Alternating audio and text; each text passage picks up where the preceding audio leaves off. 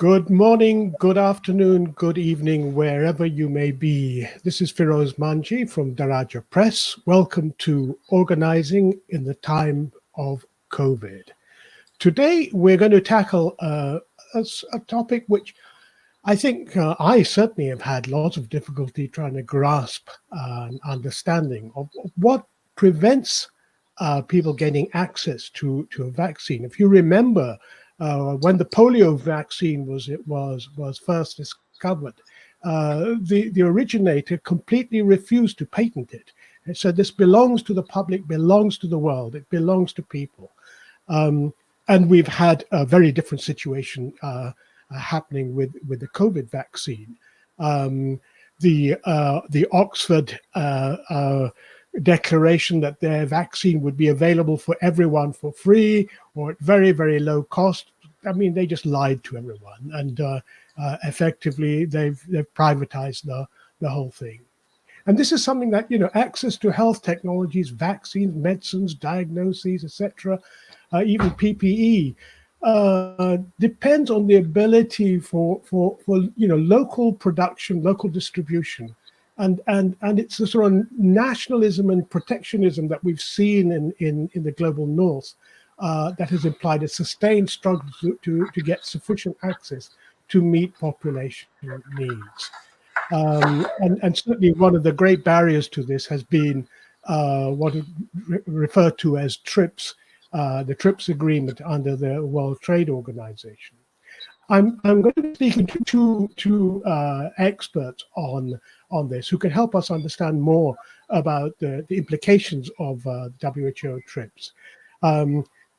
My guests today are Leslie London, who is a professor of public health in the School of Public Health and Family Medicine at the University of Cape Town in South Africa. He is also a member of a really important network called the Network of Equity in Health in Southern Africa, Equinet, and is active in the People's Health Movement in South Africa. His work has focused on a wide variety of topics on health policy and human rights, and he leads the People's Health Movement advocacy and research for equity and access to health technologies for COVID-19. My other guest is Jens Pedersen, who has more than a decade with Medicins Sans Frontières, Doctors Without Borders, a major international organization which has built a foundation and positive and position on a reputable Africa analysis. Welcome to you both. Thank you for joining us on the show. Thank you for having us. Okay, so we have a people's vaccine, or do we have an apartheid vaccine? What's going on? What's happening at the moment in terms of access in the global south? Maybe start with you, Leslie. Well, we've seen how the global infrastructure for vaccine delivery has promised one thing, but has delivered another. So we had this notion of a public procurement platform, COVAX, as part of the accelerator linked to Gavi, WHO, and others, which really was set up to try and give access to countries that wouldn't be able to afford to buy. But the way it's worked has allowed most countries with any money and power to basically go barging ahead to the front of the queue and buy up vaccine doses. I think at last count, COVAX has only got about 16% of all vaccine procurement globally, and yet COVAX is vaunted as the vehicle to solve the problem of low middle income countries. And so we've seen this sort of unseemly stampede where countries have done these bilaterals. Even my own country, South Africa, has now acquired far in excess through direct negotiation with vaccine producers than it has through COVID, and it would ever procure through COVID. And the needs of low middle income countries are high. We have high-risk populations, and those of you who are familiar with COVAX will know that it purports to provide 20% coverage for a country, which actually is turning out to be a completely ludicrously low coverage if we are to get herd immunity. So I think it's a problem that was a long time coming. MSF has done a lot of work. A lot of other NGOs have raised this issue in other contexts with other neglected diseases. But it's the same problem that we had with HIV, the same problem with TB, neglected diseases. And now we see that essentially the power remains with those who hold the patents in intellectual property. And that's the source of the problem. Jens, what's your perspective on this? I mean, I very much agree with what Leslie has opened up with and has presented. I think it's important that what we've learned, a question that it's, because it's not a new thing. We knew this, but what we're seeing once again, sadly, in the context of a pandemic, which is new, is that it's not public health. It's not the interest of patients. It's not the public health experts. It's not public health sort of principles that guide the response to even a pandemic that is raging and continues to rage as COVID-19 does.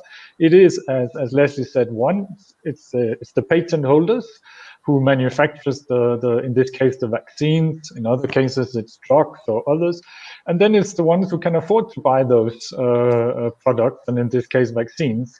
That is what determines the response. That is not new, but as I said, what is sadly new is that faced with a pandemic that has its massive public health implications, but also, as we see, massive implications in terms of socioeconomic dynamics. We are seeing global recessions, we are seeing loss of jobs, we are seeing, and with that, we are seeing a rise in consequences such as access to food and so forth. I mean, the implications of COVID are immense and go well beyond public health, obviously, but none of that seems to drive the response once manufacturers can secure well-paying deals with wealthy countries. That is what determines who gets and who, in this case, the majority who doesn't get a vaccine. Well, help me understand. I mean, we're talking about health here. Yes, and a pandemic which is killing many people. What's this got to do with the World Trade Organization? I mean, you know, I think a lot of people like me. Well, you know, what's that got to do with it? It's a very good question. We must keep in mind that World Trade Organization, like let's say WHO, that is responsible for support and response to pandemic from a medical perspective, are all parts of a global governance structures which tries to bring, perhaps ironically, order to, in the case of WTO, international trade. So things are conducted in an orderly, predictable sort of fashion. That's what our multilateral and international sort of governance structures are about, whether it's health, trade, and others. It's all about trying to, well, to have an element of predictability and order about it. However, what the flip side of this has been as well is, of course, as we know, he who pays the piper picks the tune. What the World Trade Organization is preventing is a waiver which has been proposed by South Africa and India, and just very quickly to cover that, which tries to exempt countries from patents with regards to the COVID-19 pandemic, whether that's for PPE, medicines, vaccines, whatever it may be. But patents are a crucial part of innovation as well. Of course, countries that are against South Africa and India are arguing that we should have an exemption during the COVID-19 pandemic to patents, which is part of what's governed by the World Trade Organization. That in a pandemic, and I say it again, we're not talking about necessarily doing away or away with patents. We're talking about taking an exceptional, yes, but a very reasonable and logical step in a pandemic, which is in and of itself an unforeseen challenge. So the World Trade Organization is governing trade, and including that patent, intellectual property, and so forth. And that's the forum where this is being taken forth. We have worked in other forums to secure support for this, whether it's been the African Union and others, the United Nations as well. But it has to some extent go through some of the international governance structures. Well, help me understand this. I mean, you say patents are really important. Well, the polio vaccine wasn't patented. In fact, there was militant opposition to patenting. And look what we've been achieved with that. So help me. I mean, Leslie, what's your view? I mean, do patents help on that? So it's often said that patents are meant to encourage innovation, but I think the evidence on that is quite slim. So we have had a TB problem for years, and the last drug, until the last few years, the last drug developed for TB was in the 1960s, I think. And that was because there was no incentive for companies to invest, because they couldn't patent it and then sell it to people who would buy the drug, because people who get TB are poor. So patents did not work there to encourage innovation in relation to TB, a very important disease we want to prevent. What it did do was encourage companies to innovate new kinds of drugs, so-called Me Too drugs, in other words, drugs which are only slightly different from other drugs, for diseases which people who live in high-income countries could pay for. Is that a social benefit? Well, not very much. So the relationship between patents and innovation and the things that really matter is quite slim. If somebody was patenting a new cell phone, okay, I wouldn't have such a problem with that. It's a piece of technology. It might have social benefit, but this is a public good for saving lives. So I think during COVID, while we have the epidemic, there's a perfectly logical argument to waive patents, because they're not necessary for the kinds of developments that we need now to address COVID. They block local production, they block local access, they keep prices high, they help to block transparency. All those things are bad if we really want equitable access. And I think the point of the waiver is that it cuts through all the existing WTO provisions. So people might be aware that the World Trade Organization has these flexibilities in TRIPS, trade-related intellectual property. So in theory, a country could make use of these flexibilities. But in practice, there are very few countries that have ever made use of these flexibilities, because it's really hard. I think the US is one country that has done it for its own purpose, and it's one of the most powerful countries in the world. How do you expect Malawi to make use of a TRIPS flexibility to get vaccine access with people? It's pretty laughable. But yet we see the countries opposing the waiver saying, no, the system works fine. Well, it doesn't work fine. We can see that. People in developing countries are still waiting for the vaccine, while countries in the north are currently discussing their second wave of vaccination. And Canada, of course, as we know, has 950% doses for its population, 9.5 times the number of doses it needs. So the system is not working, definitely not. Absolutely, it's important important to highlight that patent is one thing, but when it comes to medicine, it's a very, very different thing. As Leslie say, and this is what we are arguing. Leslie mentioned TB. The last outbreak, large outbreak we had in Africa, the West African outbreak of Ebola in 2014 to 16, was a similar case. There was no vaccine available, and the sort of development of that vaccine was only accelerated once Ebola made it to, in the case of Ebola, Glasgow, Madrid, and Texas, right?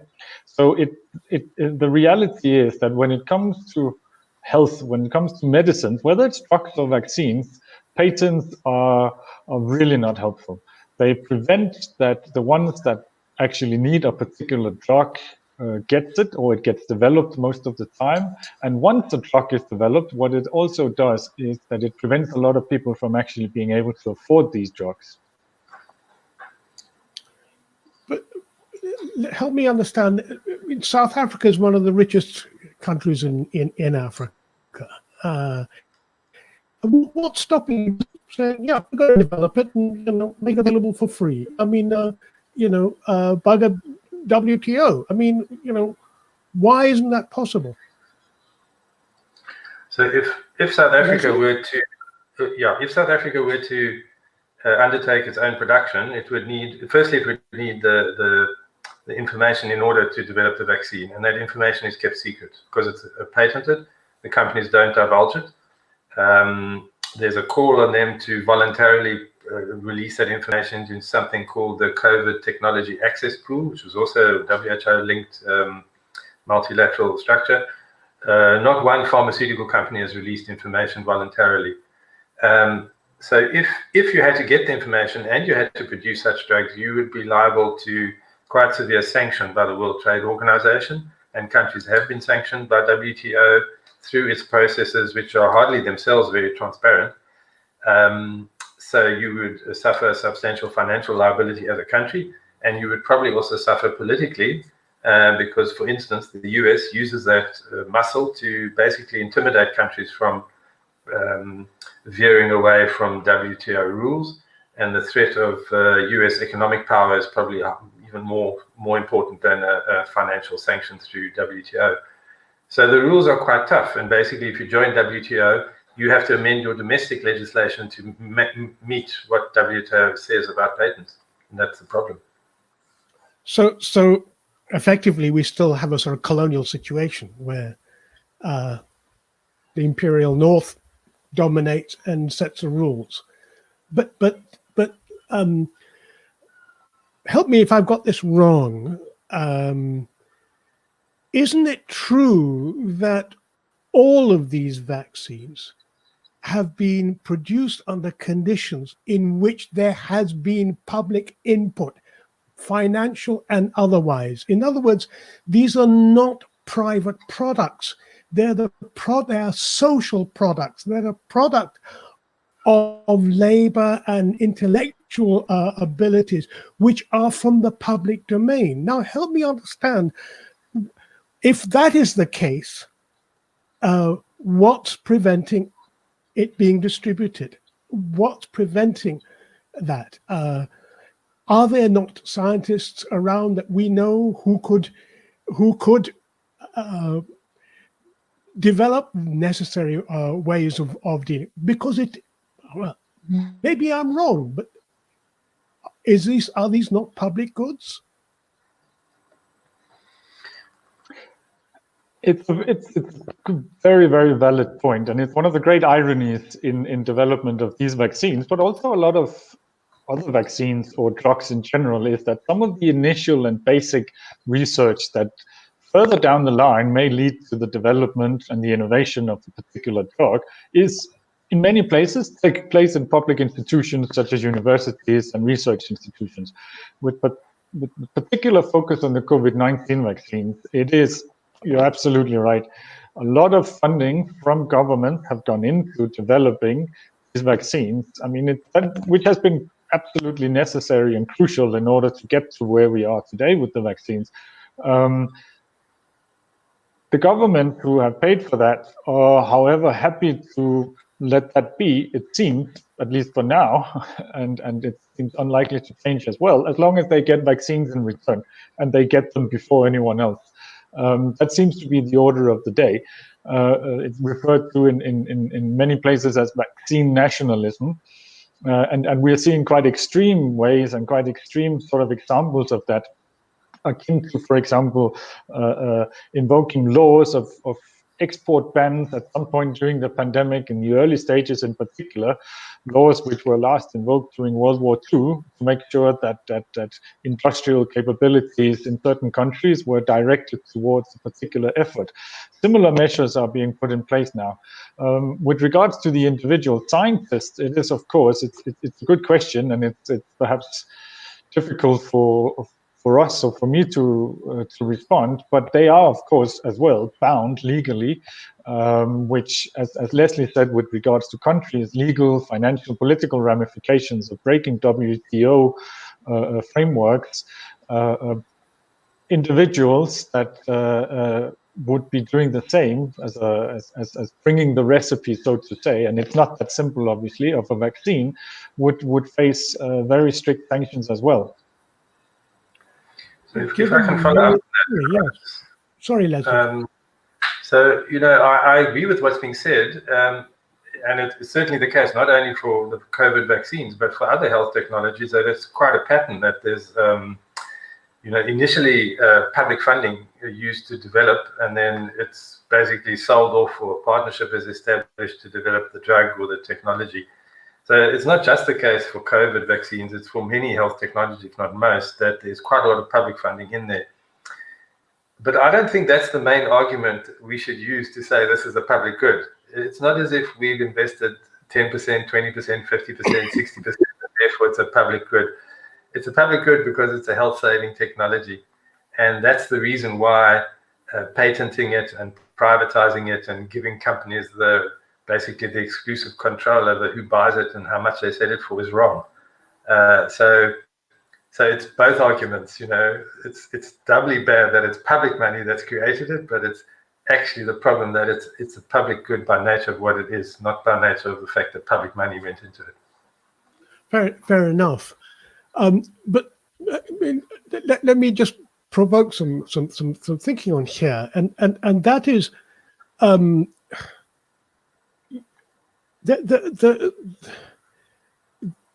laws and the ruling class continues to rule because of a consensus that will play the rules.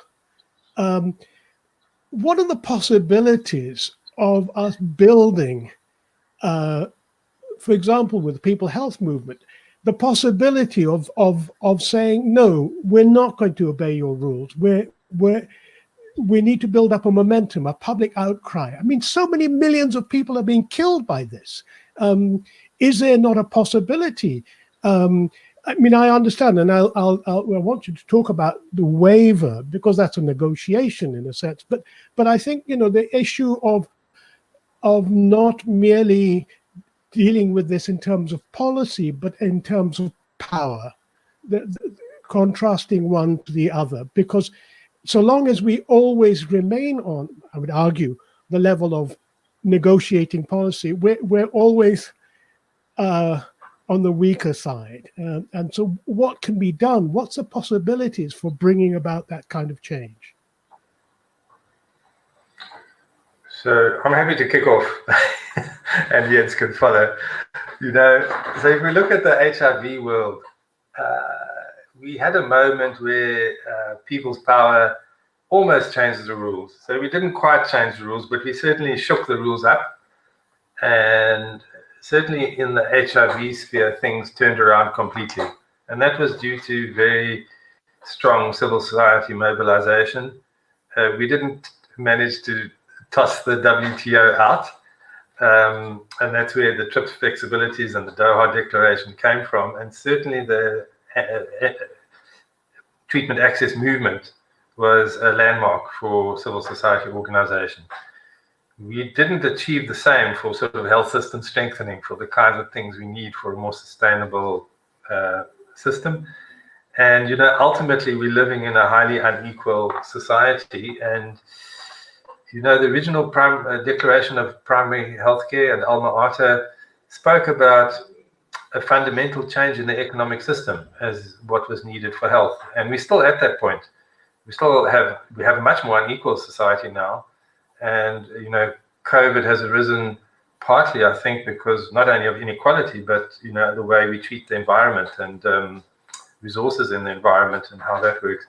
So I think we have to take lessons from what we achieved in the past, which is that without very strong civil society, international mobilization, to challenge the rules of how development works, how intellectual property is protected for private benefit when there is a public good at stake, we will just carry on. So I think it is a much more fundamental question, and power is, what it's about. Yeah. Jens, do you want to? take that Absolutely. And I mean, we, in particular in South Africa, we draw many parallels to the very hard fought but ultimately successful battle for treatment to HIV patients. It's I'm not saying one is harder than the other. Now we are faced with global dynamics. As Leslie says, the environmental aspects are part of this. We are faced with almost a global division of the wealthy North against the poor South, where we are again being left to have the vaccines, in this case as it is, only once everyone else had had. And absolutely, that needs to change. And the power dynamics of it has to be challenged. How we best do that, that's I mean, we mobilized, and we mobilized patients and healthcare workers during the struggle for HIV medicines. It's difficult to mobilize at a global scale. General tool of mobilization in this day and age is petitions, but we see some of that have taken place. There is a people's movement for a vaccine as well globally, of which some of the leaders of African countries are part of as well, and yet it's not being done. I think that in order to, I don't want to say kickstart, but in order to push the process, what in South Africa, where Leslie and I said, what we must do is to make sure that the leaders of our countries are made sure that this is a demand from the people. As it is now, without popular outrage and in some cases even popular support, leaders from the global South are finding it very difficult to stand up. We are struggling to fight a battle against the pharmaceutical industry, who are, as we know, with many other drugs and developments, making serious committing serious violations for the sake of profit. Whether it's the opioid pandemic, for example, in the US, we see they get slapped a fine and business continues as usual.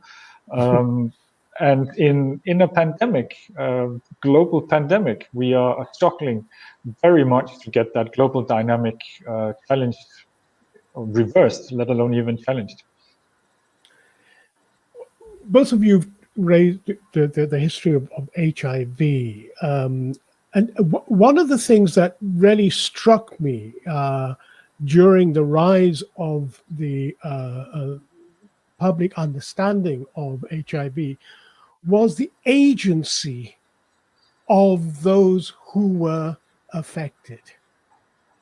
It was I got the impression very strongly that they were in the lead. They were setting the agenda. They were setting the songs. They were writing the books. They were talking to that experience. And it seems to me much of the conversations around COVID and vaccine access and so on has yet to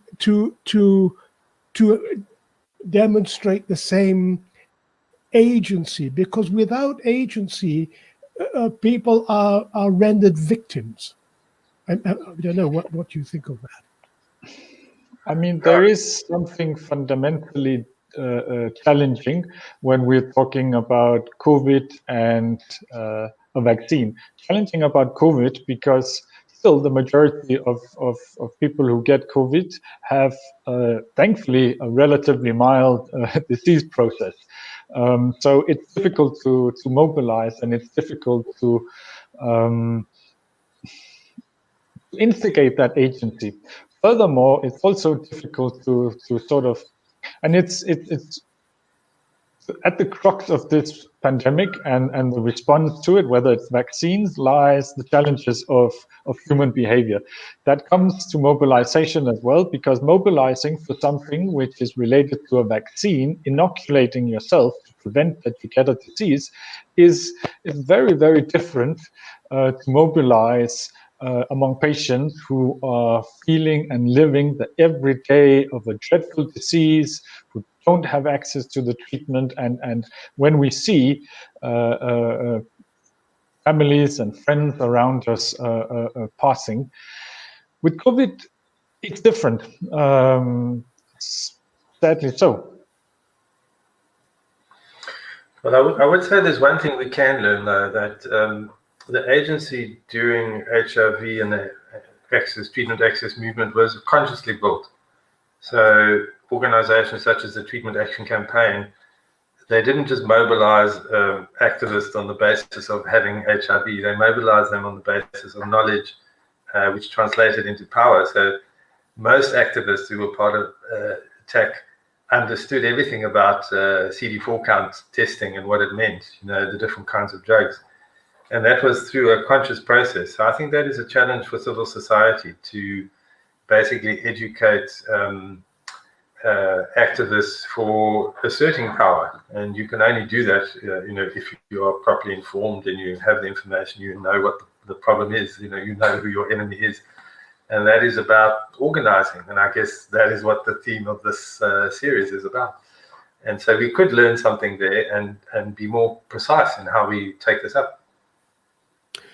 But that leads me to the other angle. I'd like to explore with you. We've been talking about vaccines, but this is not merely a medical problem. Under particularly as social and political conditions and economic conditions. Who are the ones who are getting who are not only getting the highest rates of infection, but are the highest rate of mortality? If one looks, whether you're talking about the global north or in Africa or elsewhere, you see the same patterns. So the issue is, what are the possibilities of organizing which deals more than just the vaccines, but because we know even if you're vaccinated, you could still be a carrier. So you are not resolving the problem of how vast sections of humanity are condemned to a sacrifice zones where it is impossible to social distance, to physically distance. Does this particular pandemic open the possibilities for raising those questions, which COVID has in a sense revealed more publicly than was possible before?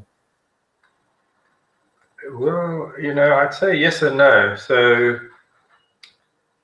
everybody, recognizes that, as Oxfam said, this is the inequity virus.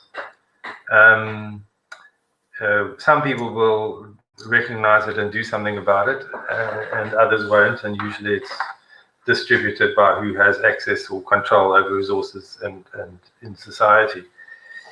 But I think it is an opportunity to change how things are done. I'll give you a sort of micro example. So you might be aware that in South Africa, part of our response to the epidemic was to ban alcohol sales. And the rationale for that was that we have very high rates of trauma related to alcohol in South Africa, and our hospitals and clinics are full with injury over weekends when alcohol is consumed in unsafe ways. And much of the alcohol consumption is linked to social conditions and particularly to industry marketing and promotion. So there is quite a strong effort to try and control alcohol-related harms and corporate harms in South Africa. But it made relatively little headway before COVID. During COVID, we've had 3 episodes where we've banned alcohol and we've seen admissions to hospital plummet by more than 60%. So it's very much in the public mind that actually alcohol is pretty harmful if it's allowed, if the system for its distribution allows it to be distributed in the way it is so unhealthily. So we should do something about it. But this is the point at which we have to return to a post-COVID situation, which is not business as usual. I'm just using that as a micro example. And we are discussing, well, how can we make sure that understanding about social inequality doesn't simply get chucked out afterwards when we go back to the same old, same old. That, I think, is a big challenge for civil society to push states, push governments, not just in our countries, but globally, because a lot of the inequality we see within country has to do with global inequality and the cards that are dealt to low middle income countries, such as through intellectual property. But you could talk about trade, you could talk about many things.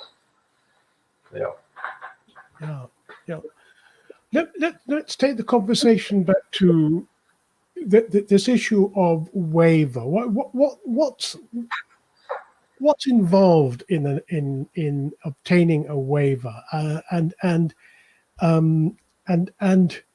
who is involved in that? What's the procedure for that? So I'll give a shot at that. Jens might actually know better than me. But so member countries of the WTO have a council at the WTO, and that will make a decision. And there's a lot of sort of jockeying and pre-council discussion going on. It's already been bounced once. And basically, a majority of countries need to support the waiver in the appropriate decision-making forum. If they don't support it, well, then the waiver doesn't get carried. Civil society is lobbying a lot of countries which are opposed to the waiver. We're monitoring which countries are sort of shifting their position, which countries are amenable. So, for instance, Norway, which has played quite a big role in COVAX, ostensibly supporting developing country access to the vaccine, was quite staunchly opposed to the waiver. We're not sure if they are moving, but we understand maybe they're open to a different formulation of the waiver. The point is, we should have approved the waiver 6 months ago, and we would have had productions, in line now going forward. The longer we delay about it, the worse it is for developing countries, and we remain sort of at the behest of vaccine companies. So I think it's a process within the WTO, which is generally opaque and difficult to understand, and activists who spend their lives doing that will understand it. For us on the outside, we just support the organizations that go to Geneva and, weigh in there. So, Jens, I don't know if you want to tidy up what I've had to say. No, I think the WTO process is opaque, and it's political. It's a political process at the end of the day, and that's a large part of the challenge. So it is a civil society trying to push countries, trying to convince them why they should support this, and rightly sooner than later, albeit now February, and it was proposed in last year in October, I think it was, by South Africa and India. I think the ways we are trying to do that, and we must do that as well, is of course that it's not just about securing vaccines rapidly. We know, or we assume certainly, that the COVID-19 pandemic is not going to be the last of its kind, and that's why this waiver is so crucial in the value that it has, because it's the context of a pandemic. If we want to, and again I link to the experience of Ebola 4 to 6 years ago in West Africa, and Leslie mentioned health system strengthening. These processes we've been focusing on, but very little change has actually occurred.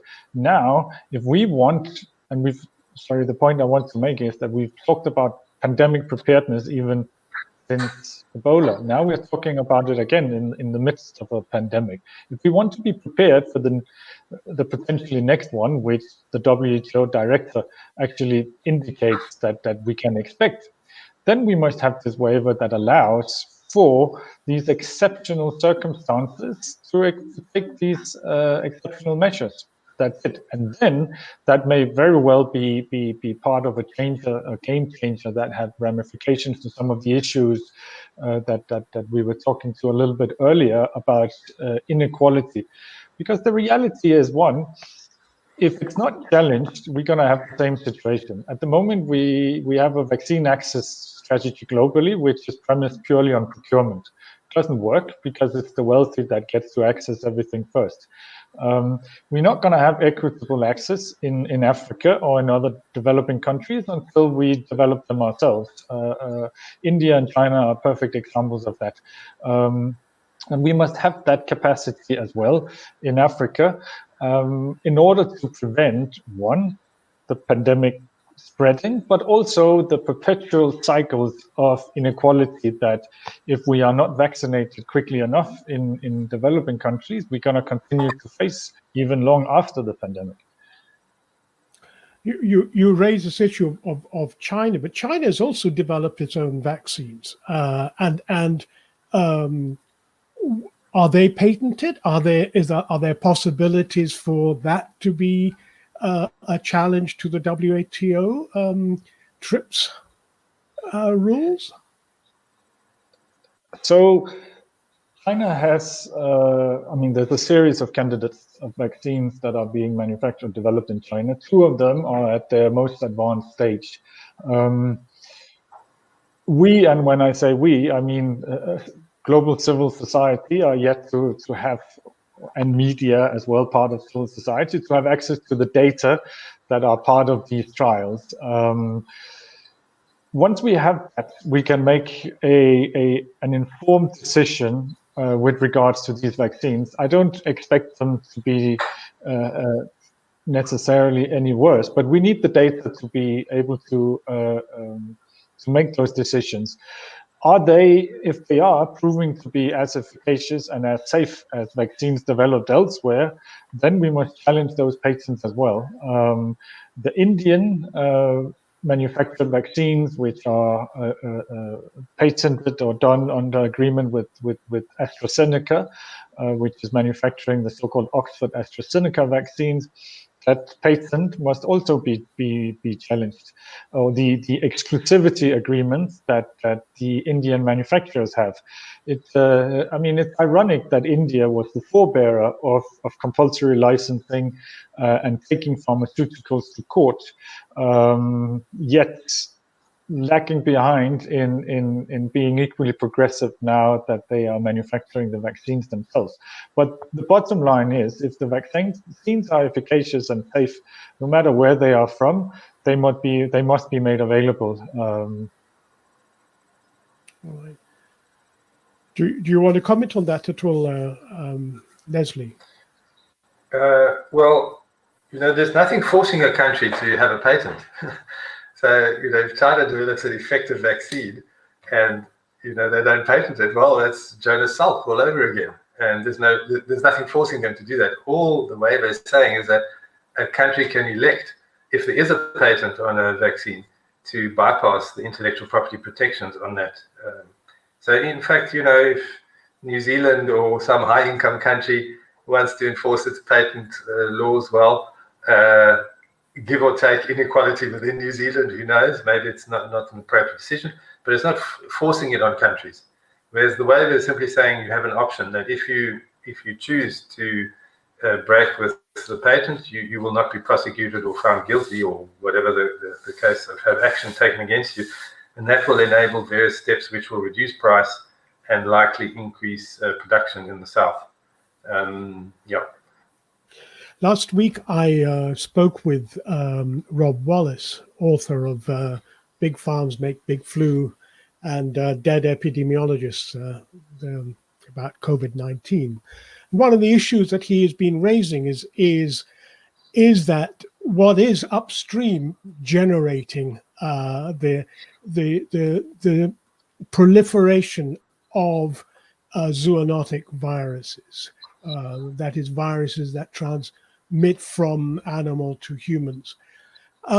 But he raised the issue that, we are not just talking about COVID-19. We have to prepare for COVID-20, 21, 22, 23, and so on, as well as other things, to say nothing of the mutations that take place, which create, where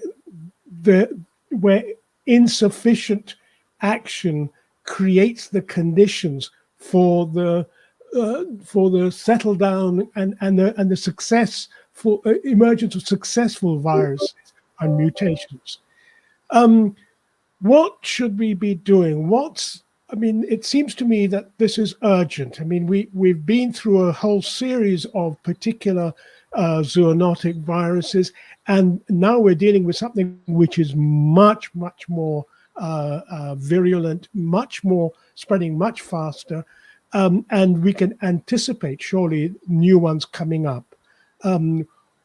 What should we be doing? How do we gird our loins? How do we organize that this is not going to be another repetition of what has been effectively a eugenicist public policy around COVID?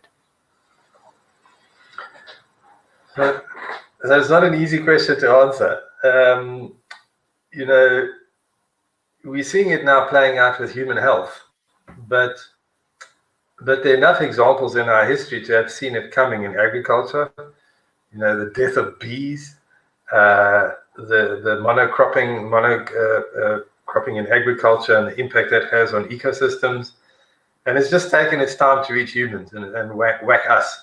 But it's whacked many other species in different ways. So I think maybe, what we have to do is think about this as a sort of ecological question of sustainable development as well. That we have to link what we're doing around health, because we have to save lives and we're campaigning hard and we see intellectual property and patents as the immediate obstacle. But you're right, it's in the context of a system which is creating all kinds of problems that make the earth unsustainable. And this is just one way. We've created these laws to protect patents, so-called intellectual property, as if it was a natural thing, when it's totally unnatural, and this is the consequence for us. So I think we need more systems thinking about how the things humans do to the planet will affect all kinds of species in different ways. But it's also linked to climate change. I mean, the deforestation and so on, the large-scale industrial agriculture and so on, all contributing in major ways to climate chaos. Is it time for us to work less sectorally, but to forge alliances, because what we're facing is not only in one sector? Absolutely. I mean, it is a big question, and once we start tackling and discussing some of the underlying causes, as opposed to the practical response to just one consequence, which in this case is the COVID-19, then the response and the mechanism get very, very much more complicated. Alliances is very, very crucial in that, whether they are international, whether they are cross-sectoral. It is very much at the moment a geographical distribution that carries the brunt of it. Now, we've had a golden opportunity for so-called South-South collaboration, and it's not too late. But with an alliance, for example, with India, China, with regards to the vaccines, could be a very, very practical way of building a new alliance that would actually have some very practical and potentially beneficial for the people outputs. But in the grander scheme of things, as you say, it's certainly linked to both globalization and climate change, both which are very, very complex phenomena, which, and I agree with Leslie, requires a much more thorough approach, a systems approach, if to be let's say, having any impact in what it is that we are discussing now. I mean, COVID-19 is just a consequence, and we started with the consequential response to one part of it, which is the waiver. But of course, the underlying dynamics are much, much bigger, and much greater forces are at play here. But Feroz, I've been talking to Leslie London and Jens Pedersen. Sorry, Leslie, you wanted to comment on this? Yeah, I mean, this discussion is very interesting because it makes me realize that, in the moment, we are focused very much on what's in front of us. And we don't actually stop and look at the bigger picture. And, I can tell you the number of times that People's Health Movement has had discussions about kind of these big environmental issues and climate change. And we say, like, we will support someone else doing that work, but we're just too busy. And maybe we should actually pause and take some time to think through how we engage more directly, because, we're all human, and we tend to narrow things down to things we can manage. And we don't like things we can't manage. And what you're describing is something really difficult to manage. So we'll support somebody else dealing with that. But now's the time we better step up to that plate, I guess. Yes. Yeah. No, I think you're right. But I think it is a weakness we've had in the health sector for a long time, and that is to be sexual. And we may make nice noises about systemic and social conditions but I'm not sure how seriously that's taken. I think the challenge for us, for humanity now, is quite serious, and I just hope that we can find ways of building those kind of alliances that are needed and that, in a sense, are urgent. So, final comment that you'd like to make, Jens? Well, thanks first of all for having us and taking the time to help us unpack this technical perhaps and complex issue, and then making it even more complex. But it's certainly important. I mean, so thanks for having the discussion and the conversation, because it's very, very important. It's important that we don't fall into these issues being too technical. I absolutely agree. The so-called waiver, now it's almost a everybody or everyday term, the waiver. But we have to continue the conversation. We have to make sure that we all understand the consequences of these otherwise and potentially very technical or very far away problems, because it does have consequences, and in developing countries in Africa it will have reverberating consequences because the circle of inequality will be perpetuated. So continue the conversation. Secondly, we must make sure that that this doesn't remain a technical conversation in Geneva, but that we and the People's Health Movement is doing tremendous work in getting the message, not just getting the message out, but also building support for the necessary messages. And then lastly, we must continue to try and find allies and supporters. Hopefully we can convince some countries, as Leslie said, some may be changing their minds, but we must continue to try to force them and push them to make sure they change their position on this. Leslie? So, I never thought of myself as an expert on TRIPS and WTO. And I don't think I am, actually. And I suppose, in a way, this is part of what our job is. We have to go there. We have to teach ourselves. We have to teach others. And we have to make those connections. I hope next time there will be somebody else from PHM, from one of the townships in South Africa who will be able to, engage on the same thing. What I'm really struck by is the extent to which there is global solidarity on this, and this opportunity, this platform seems to me really important because it helps to get the message out to people who can then influence others, who can influence others, who can close the circle in that way. And the other thing that it struck me is that this discussion actually, opened some lenses that we don't normally open because we're so busy. We keep those boxes shut. So I think a little bit of reflection is always good for activist work. And it adds opportunities and value. So just thank you for inviting us, and thanks to Jens for being on this. No, thank you both for a really stimulating and educative session, and thank you for the work that you're doing, because it is really important that we have to work on all these different levels. We have no choice. But I think you've helped unpack and help us understand better some of the nature of what WTO TRIPS are, the nature of why without a struggle we will always end up with an apartheid vaccine and apartheid policy globally or nationally.